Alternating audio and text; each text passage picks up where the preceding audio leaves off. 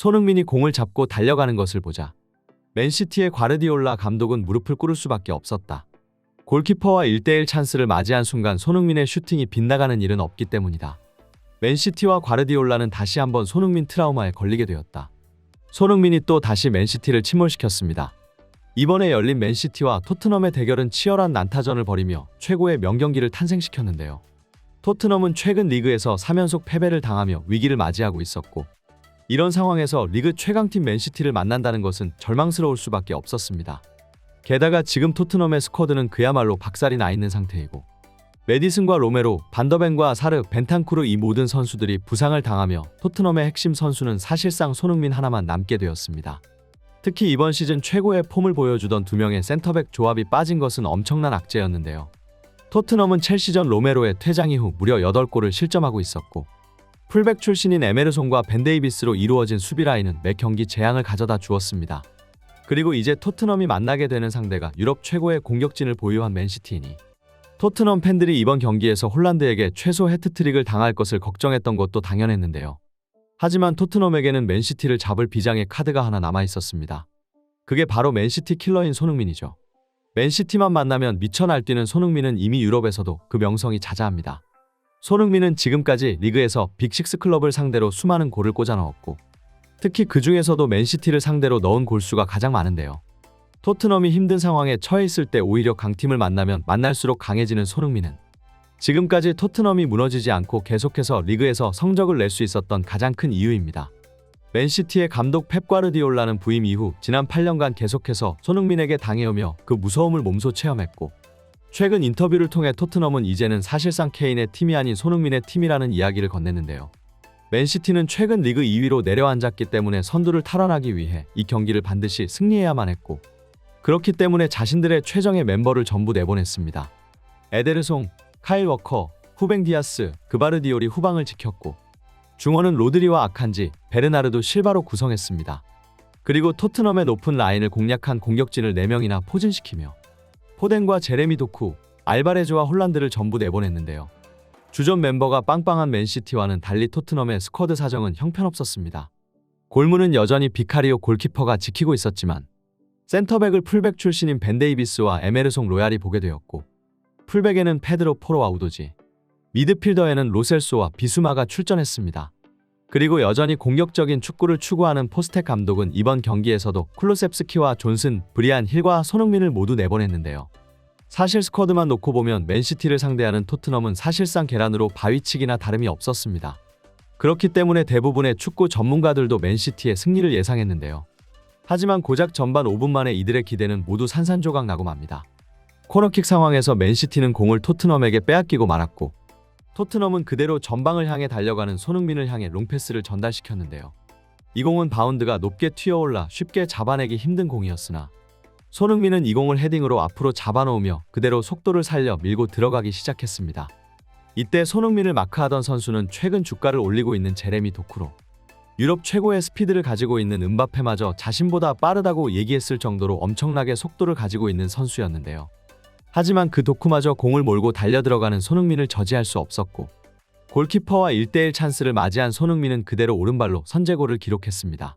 다시 한번 맨시티 상대골 골을 꽂아넣는 손흥민을 보자 과르디올라 감독은 또 다시 과거의 트라우마가 살아날 수밖에 없었지만, 맨시티는 재빨리 골을 만회하여 전반전 2골을 추가하면서 역전을 만들어내는데 성공합니다. 맨시티는 프리킥 상황에서 날카로운 크로스를 연결했고, 이 공이 손흥민의 다리에 맞고 굴절되어 자책골로 기록되었는데요. 하지만 토트넘의 허술한 세트피스 수비는 토트넘 센터백 그 누구도 맨시티의 공격수들을 저지하지 못했고, 애초에 앞에서 아무도 공을 커팅해내지 못한 채 손흥민까지 공이 연결되었다는 것이 말도 안 되는 일이었습니다.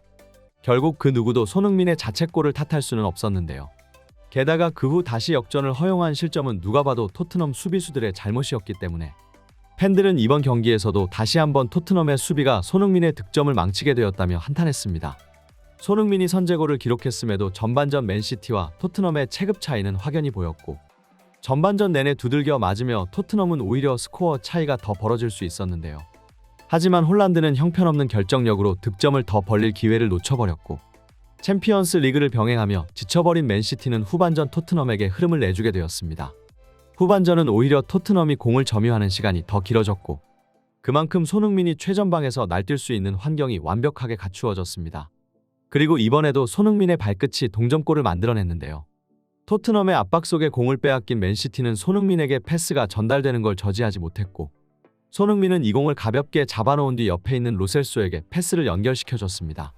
로셀소는 맨시티 수비수를 두고 자신감 있게 드리블을 치며 안쪽으로 파고든 뒤 정확한 왼발 가마차기 슛으로 동점골을 기록하였는데요. 손흥민의 1골 1어시 맹활약으로 맨시티는 또 다시 침몰할 위기에 처했고, 이 경기는 그야말로 한치 앞도 모르게 되었습니다. 그러나 토트넘 수비진들은 또 다시 대형 사고를 치고야 마는데요. 비수 많은 위험한 지역에서 너무나도 어이없이 공을 헌납하고 말았고, 맨시티는 이 기회를 살려 그릴리쉬의 역전골을 만들어냈습니다. 늦은 시간대에 터진 골이기 때문에 토트넘 입장에서는 그야말로 치명적이었는데요. 하지만 토트넘은 마지막 집중력에서 맨시티를 압도했습니다.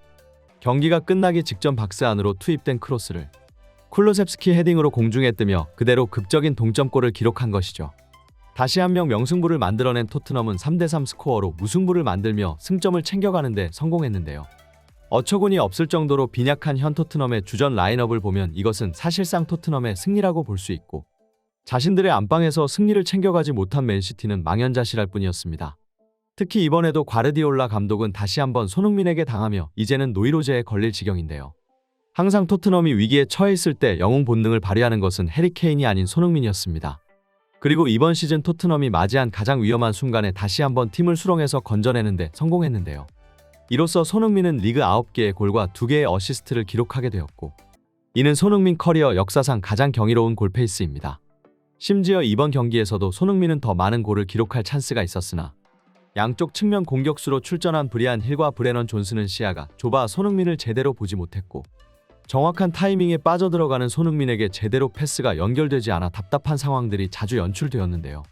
이는 아직도 토트넘 선수단이 손흥민을 제대로 뒷받침해주지 못하고 있다는 것을 의미하지만, 이제 토트넘은 퇴장 징계에서 복귀한 로메로가 스쿼드로 합류하게 될 것이고, 그 뒤를 이어 메디슨과 반더벤, 사르와 같은 선수들이 차례대로 복귀 수순을 밟을 겁니다. 토트넘도 베스트 멤버가 갖춰지면 리그에서 가장 강력한 팀이라는 것은 이미 이전까지의 경기력으로 증명된 바인데요. 이제 토트넘은 다음 경기 자신들의 안방에서 웨스트햄을 맞이하게 됩니다.